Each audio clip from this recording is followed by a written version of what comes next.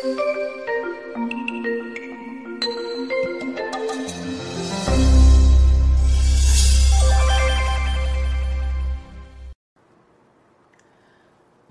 mga nagkakaroon ng spiritual experiences, spiritual activity, leading to religious associations, involvements, and even memberships. Lalo sa ganitong panahon na merong mga crisis, merong mga suliranin, may mga challenges, maraming mga tao ang nagbabalik loob sa Diyos. Hinahanap ang Diyos at naghahanap ng maraming mga daan tungo sa Diyos. At bunga nun, marami ang nagkakaroon ng religious involvements. Napapasali kung saan sa mga sekta, kung saan sa mga grupo, mga fellowships. Ngayon, ano ang magandang ipayo sa mga bagong-bago pa lang na born again? Yung tinatawag na born again. Yung tinatawag na nagkaroon ng spiritual rebirth. Dapat bigyan natin sila ng payo para magkaroon ng mas maaliwalas na landas patungo sa spiritual growth. Napakarami na sa mga kapatid ang 30, 40 years na born again, 30, 40 years, 50 pa kuminsan na nasa Panginoon, nasa Bible study, nasa Bible-centered fellowship, Jesus-centered congregations. Pero ano ang pwede nating maipayo para mas maging smooth ang experience, ang paglago, ang kaganapan ng isang bagong born-again Christian? Siyempre, hindi lang sa mga bagong born-again Christian ang mga payong ito, kundi ganun din naman sa mga dati na maaaring hindi nagkakaroon ng maraming panahon para manuri, mag-isip ng mga naging karanasan nila at mga magiging karanasan pa. 7 payo sa born again or mga payong sanay narinig noon palang una o mga payong dapat marinig habang maaga pa lang. Iba-iba ang interpretation at application ng Bible ng iba't ibang teachers and churches. Yan ay isang dapat maging malinaw sa isang bagong nag-aaral ng Biblia, bagong napasali sa isang religious group, lalong-lalo na kung ito ay very Bible-based, na hindi yung interpretation ng nasalihan mo, nasangkutan mo ang kaisa-isang interpretation sa balat ng lupa. Na hindi yung pinaniniwalaan ang nasangkutan mo at nasalihan ang kaisa-isang paniniwala. Sa simula pa lang dapat alam nating maraming iba't ibang interpretations. To be fair to ourselves, para hindi tayo masyadong mag-overcommit to something na marami pa palang ibang choices at marami ibang pwedeng aralin at unawain. So, manuri. Makinig din sa iba. Yan ang ating unang payo sa mga bagong born again, bagong sali sa mga Bible study groups, bagong nagkaroon ng spiritual experience, at bagong naghahanap sa Diyos through the Bible. Huwag luluning lahat at buong-buo ang mga turo sa iyo ng newfound mong teacher. Lalo kung ikaw ay nagiging self-righteous, judgmental, punitive, etc. as a result. Pag bago-bago nagba-Bible study, siyempre para kang tigang na lupa, kung anong ibuhos na tubig ay sinisip-sip lahat. Pero kailangan mong isipin, suriin mo kung anong nagiging bunga sa iyo ng iyong Bible study. Suriin mo kung anong nagiging influence sa iyo ng iyong Bible study leader, ng iyong inaaniban, ng iyong sinasalihan. Ikaw ba'y nagiging mas mabait, mas mabuti, mas maunawain, o nagiging mapagmataas, nagiging ikaw na lang ang tama, at nahuhusga sa iba, at mahilig tayo magparusa sa kasalanan ng iba. Hindi yan ang gusto ni Jesus na bunga sa atin ng pag-aaral. Proverbs 13:14, "The teaching of the wise is a fountain of life, turning a person from the snares of death." So dapat life ang nagiging bunga sa atin ng pag-aaral, hindi death. Love, hindi hatred. Kindness and goodness, hindi self-righteousness and judgmentalism. Matthew 5:20, "Sinasabi ko sa inyo, kung ang pagsunod ninyo sa kalooban ng Diyos ay tulad lamang ng pagsunod ng mga tagapagturo ng kautusan at mga pariseo," sabi ni Jesus, "hinding-hindi kayo makakapasok sa kaharian ng langit." Or hinding-hindi kayo paghaharian ng Diyos. Hinding-hindi magiging kaharian ng Diyos ang inyong puso, ang inyong isip, na ang bunga ay kapayapaan, katahimikan, kapahingahan, pag-ibig. Sabi ganoon, kung matutulad lang kayo sa mga teachers of the law and Pharisees, you will never experience the kingdom of God. Your heart, your mind will not be the kingdom of God, and you will never experience the rule of God in your lives. So kung bagong-bago pa lamang tayo nagba-Bible study na born again, nasa sangkot sa mga religious groups, huwag ipambato sa kapwa ang mga bagong verses mong napulot. Kasi may tendency na pag bagong-bago mong nalaman, hot na hot ka, naglalagablab ka na parang bulkan, tapos gusto mong ibato na parang lahar at nagbabagang mga bato ang lahat ng mga natututunan mo sa iba. Gustong ibato natin sa iba yon. I-apply sa sarili muna, pero huwag ipilit sa iba. Kung meron naging pagbabago sa iyong buhay, well, magbago ka according to your conviction, pero huwag mo munang pilitin agad na magbago ang iyong kapwa, kalad ka rin sila, itulak, at sakalin para magbago. Huwag gamitin ang bagong alam na verses para makipagdebate at makipag-away. Isa ito sa mga madalas ay patibong na nakakahulugan ng maraming bagong-bago sa pagba-Bible study, humihilig sa debate, humihilig sa pakikipag-away, humihilig sa paghahanap ng mali ng kapwa, kaya wala lalong madala na mga kaluluwa sa paanan ng Diyos o doon sa kanyang sekta. Proverbs 17:14, starting a quarrel is like breaching a dam, so drop the matter before a dispute breaks out. Huwag daw sisimulan ng away kasi pag nasimula na, ang hirap ng tapusin. Lalong-lalo makikipag-away ka sa iyong kasambahay, kasama sa bahay, kapatid, kamag-anak, kaibigan, kasama sa trabaho dahil sa mga bagong-bagong verses mong nalaman. Ano naman ang malay mo makipag-away kung nag-aaral ka pala ng 1 linggo, 2 linggo, 3 buwan, kahit 1 taon, kahit 2 taon, hindi ka pa expert. So, hindi dapat makipag-away. Dapat laging humble, laging naghahanap ng patuloy na pangunawa. At sabi nga natin, you will know something by its fruit. So, yung teaching, anong fruit sa'yo? Bumabait ka ba? Bumubuti ka ba? O sumusungit, nagiging palaway? Proverbs 17:19, whoever loves a quarrel loves sin. Whoever builds a high gate invites destruction. So kung nagsasalita ka ng mataas tungkol sa iyong bagong-bagong pananampalataya, nagsasalita ka ng mataas tungkol sa mga hindi mo naman lubos na uunawaan, naghahamon ka lang ng away noon, naghahanap ka ng gulo at malamang ikaw ay mapahamak o mawalan ka ng spiritual strength and power to bring people to your side of spirituality. Proverbs 20, verse 3, it is to one's honor to avoid strife, but every fool is quick to quarrel. At nakakalungkot, marami mga tao, pag nagsimula silang mag-Bible study, nagsimula silang may malaman na verses, nagiging palaway. Nagiging mataliman dila, madali agad mag-correct ng kapwa, parang ang expert na siya para mag-correct. Yung nalaman naman niya, napulot lang siya na niya sa nagturo sa kanya, hindi pa niya nasuri, hindi pa niya napag-aralang mabuti on his own, pero akala mo talaga, ang galing-galing na, maraming nangyayaring ganyan. Iwasan natin yan. 2 Timothy 2:24, ang lingkod ng Panginoon ay hindi dapat makipag-away. Sa halip ay dapat siyang maging mabait sa lahat, mahusay, magturo, at matyaga. Again, ano ang mga payo natin sa mga bagong born again? Bagong nagsisimulang ma-involve sa mga Bible studies, sa mga spiritual communities? Suriin ang naaniban mong grupo kung maka-Pharisees ito. Ano ba yan? Yan yung mga teachers of the law, mga Pharisees, mga religious leaders ng panahon ni Jesus na walang ginigiit kundi yung law, kundi yung pagpaparusa sa mga tinatawag nilang makasalanan, yung pagpapairal ng mga batas na sinaunang mga batas na ang nagiging style na nila ay malupit, sila ay palahiwalay sa kapwa, sila ay mapagbataas at mapanghusga. At yun ang number 1 na tiniligsa ni Jesus.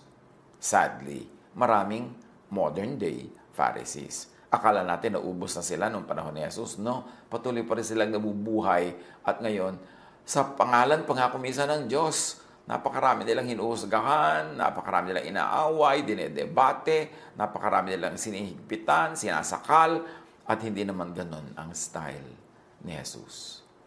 So, suriin kung ang naaniban mo ay yung mga maka-Pharisees, istrikto, mapanghusga, at mapagparusa. mapang-reject ng mga taong hindi nila tinatanggap na holy enough? Or ang naaniban mo ba ay maka-Jesus? Meaning, ang climate ay mabait, mabuti, mapagpatawad, at mapagtanggap. Kasi si Jesus hindi mapang-reject. Siya ay mapagtanggap.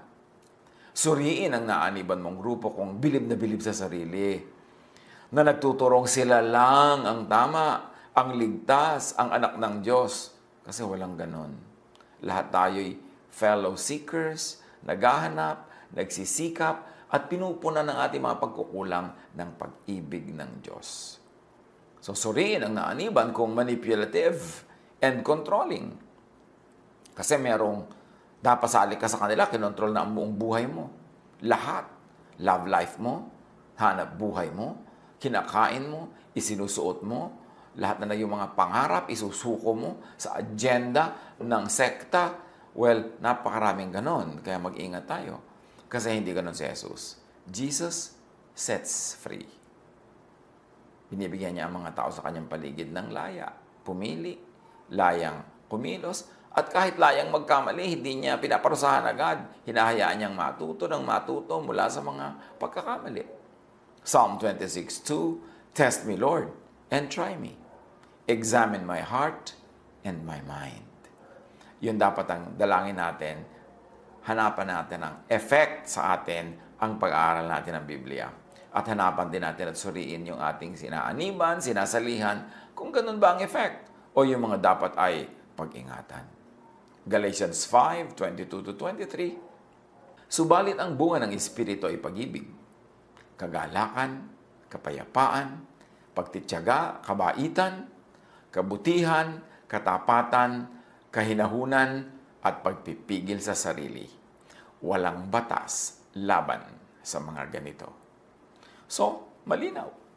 Kailangan ang nagiging bunga sa iyo ng pag-aaral ng Biblia, ng pagsali sa religious groups, pagsali sa mga religious activities, ay ikay nagiging maibigin. Ikaw ay magalakin. Meron kang kapayapaan, pagtitiyaga, kabaitan, kabutihan, katapatan, kahinahunan, at pagpipigil sa sarili. Pati rin yung grupong inaaniban mo o obserbahan mo kung ganyan ang nagiging bunga ng Espiritu sa kanila. Isa pang payo sa bagong born again, sa bagong kasasali pa lang sa religion o religious group or activity, make a stand against church bullies. Ano ba yung church bully? Di ba merong street bully? Yung mga maton dyan, yung mga naggagaling-galingan dyan, tapag-tapangan, na inaapi-api nila yung mga dumadaan, binubugbog nila, sila, hinihingan nila kung minsan ng pera, hinihingan nila ng kung ano-ano, para silang kung sino. Well, meron ding bullies sa church. Yung mga kapwa believers mo lang, pero nang bubuli, pinakikialaman ng personal choices and private life mo. Nagpupulis tungkol sa iyong spiritual, social life. Naninita, nanguhuli, at nanguhusga. May nagpaparusa pa nga, hindi naman sila ang Diyos. Mag-ingat sa mga ganito sa church. Pag bagong sali ka pa lang sa isang group, hindi mo maiiwasan na may bully. Yung pati suot mo, papakialaman niya, didiktahan niya. Si Jesus nga, hindi nang himasok sa ganyang mga bagay. Kung sino ang yung minamahal, sino ang mamahalin mo, ano ang iyong ambisyon, ano ang iyong magiging trabaho, ano ang magiging vocation mo sa buhay, anong kakainin mo. May mga kasama sa church, kasama sa religious activity na ganyan. Huwag kang pumayag na ibuli ka nila. Wala silang karapatan. Your private life is your private life. Akala kasi ng mga unat nagsisimula pa lang mag-Bible study, sumali sa mga Bible study group, part of the deal yun, yung isusuko nila ang lahat-lahat nila sa kapwa lang naman nila believer, sa kapwa nila member, sa kapwa nila member na medyo matagal-tagal lang doon, nagkaroon ng konting position, parang kung sino ng mga maton. Kailangan keep your freedom. Jesus died to set you free. Hindi part ng spirituality ang maging doormat. Hindi part ng spirituality ang magpaapi at magpakontrol sa iba. Akala kasi nila, ng iba, kasali yon sa pagiging mabuti at mabait. John 13:34-35. Isang bagong utos ang ibinibigay ko sa inyo ngayon, sabi ni Jesus. Magmahalan kayo. Kung paano ko kayo minahal, gayon din naman, magmahalan kayo. Kung kayo'y may pagmamahal sa isa't isa, makikilala ng lahat na kayo'y mga alagad ko. So, titingnan natin kung sa sinasalihan ba natin na grupo, matapos tayong maborn again, matapos tayong maghanap sa Diyos, matapos tayong ma-interest sa Bible, ang nasalihan ba natin ay nagmamahalan. Kumisan, huwag tayong papadaya. Meron talagang pagmamahalan. Maganda ang samahan. Pero only within the group. Tapos kalaban nila yung ibang group. Parang kumisan yung mga fraternity, brad, kunwari doon sa loob ng grupo, pero war sila sa ibang groups. Meron ding mga ganyang spiritual and religious communities. Love, kunwari within the group, tulong-tulungan, mahalan, pero kalaban nila yung ibang group. Wala silang ginagawa kundi pintasan ng ibang group at pagtawanan, libakin ng ibang group. Hindi yun ang love of Jesus. Kailangan tayong manuri. Hindi lang love within the group, but also love with other groups at pagmamahal even with and for outsiders. So sa mga taong nagsisimula pa lang, mag-aral ng Biblia, maborn again, ingat sa mga taong laging ang sabi sa iyo sila ay kinakausap ng Diyos. Maraming ganon kumisan sa mga fellowships, sa mga churches. Laging kinausap sila ng Diyos kahapon, kinausap sila ng Diyos kanina, laging meron sila mga pangitain, meron sila mga prophecies, at because of that, they become important. They make themselves important by placing themselves in the center of the church's social, spiritual, and economic life. Pero madalas, guni-guni o invento lang nila ang sinasabi nilang mga visions. Lalo na kung self-serving o beneficial sa kanila ang sabi daw ng Diyos. Halimbawa, sabi ng Diyos sa akin, papautangin mo daw ako. Sabi ng Diyos sa akin, bibigyan mo daw ako ng kotse. Sabi ng Diyos sa akin, bla bla bla, bla bla bla. Suriin natin kung siya ang makikinabang sa mga sinasabi sa kanya na yun ng Diyos. Magduda tayo. Meron naman lagi ang sinabi sa kanya ng Diyos, puro nakakatakot, puro pananakot sa kapwa. Remember, ang turo ni Jesus, fear not. My peace I give to you. So kung yung sinasabi nilang may mga vision sila, may mga napanaginipan sila na puro nakakatakot, magduda tayo. Kasi hindi tayo gustong takutin ng Diyos tungkol sa mga bagay na yan.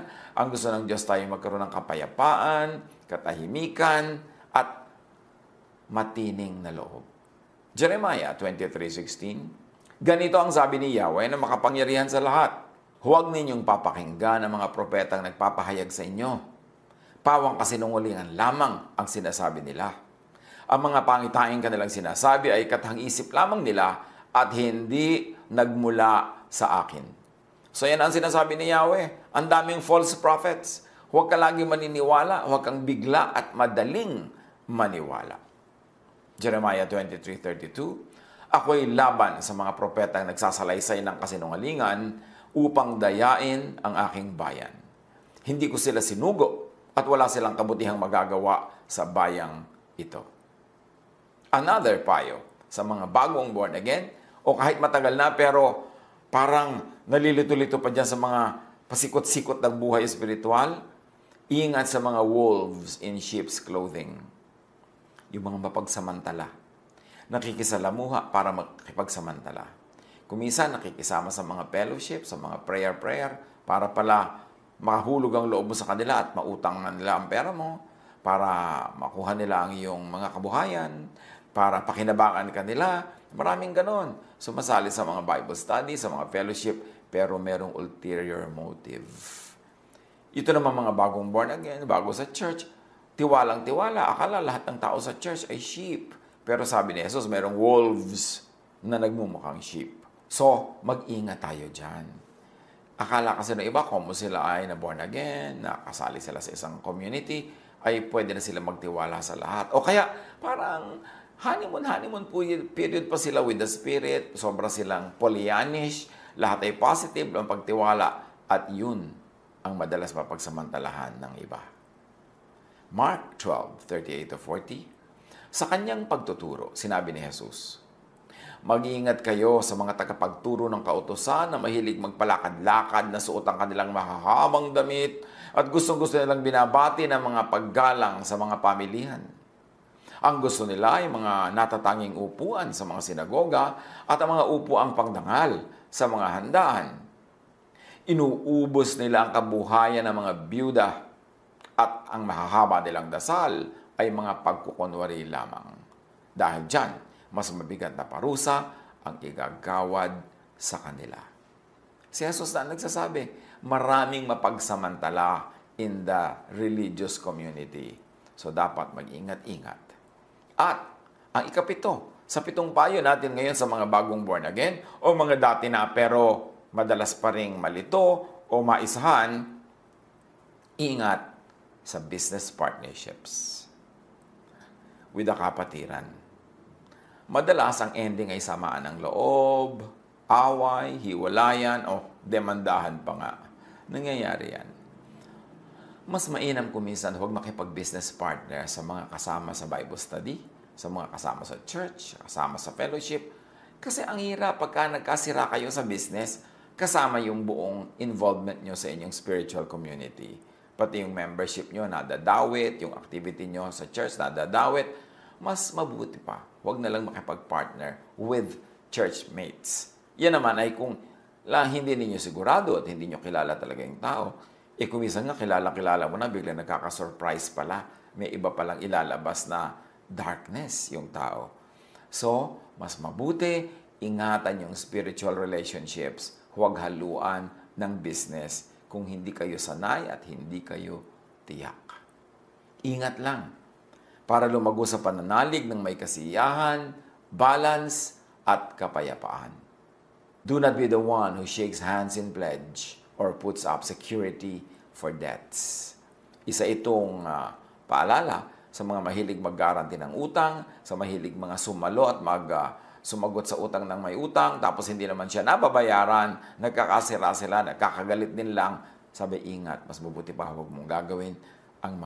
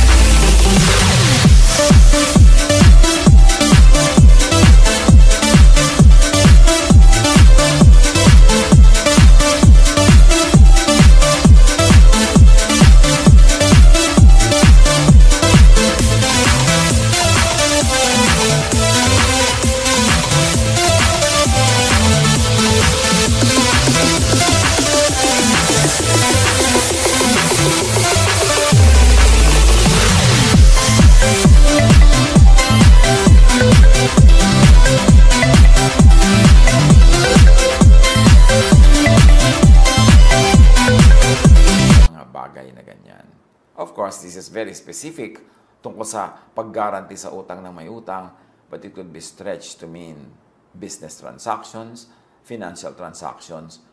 Hanggat maaari, huwag isali ito sa iyong spiritual relationships. Dahil pag nagkaroon ng problema, nagkaroon ng aberya, ang mangyayari, pati yung spiritual relationship and activities, nadadamay. Masarap ma-born again. Masarap maging member ng isang community, masarap maging active member ng isang study group, pero tandaan lang ang mga lessons learned in a bitter way, in a sad way, by many who have gone before us. Let us learn from their experiences para ang ating magiging journey, spiritual journey, religious journey, ay maging pleasant. Let us minimize the pain. Let us maximize the joy and pleasure of our spirituality, and let us do the most good. Mag-ingat.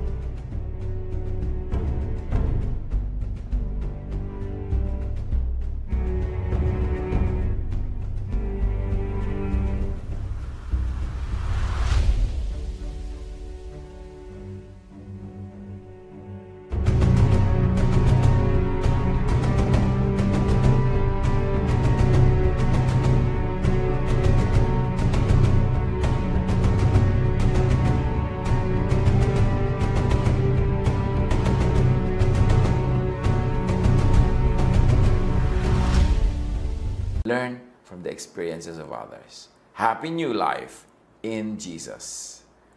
God bless us all.